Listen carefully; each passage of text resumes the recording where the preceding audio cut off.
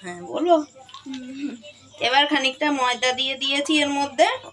প্রথমে পেঁয়াজ কুচিয়ে নিয়েছি, নিয়ে তার লঙ্কা কুচিয়ে নিয়েছি, তারপরে এর মধ্যে চালের গুঁড়ো করেছি, আতপ চালের গুঁড়ো করে সেই আতপ চালের গুঁড়ো দিয়েছি, আর খানিকটা ময়দা দিয়ে দিয়েছি। বেসন থাকলে ভালো হয়, আমার কাছে বেসন নেই, ওই জন্য আমি ময়দা দিয়ে করছি।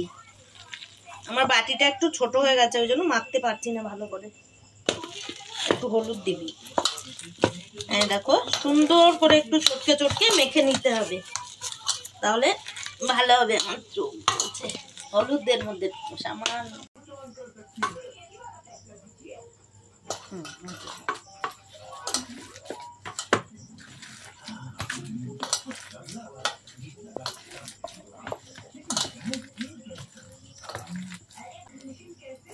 মনে করে দিলাম এই চালালাম।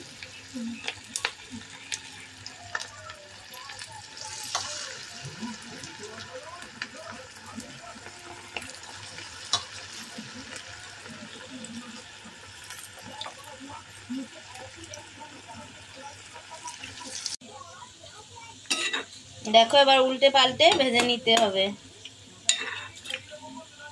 যখন লাল লাল হয়ে যাবে তখন নামিয়ে ফেলবো। বন্ধ হয়ে যায়,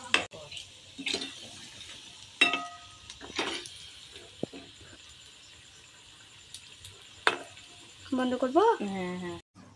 এবার সন্ধ্যাবেলায় চায়ের সঙ্গে পরিবেশন করে দিয়েছি, গরম গরম, খুব সুন্দর জমে যাবে।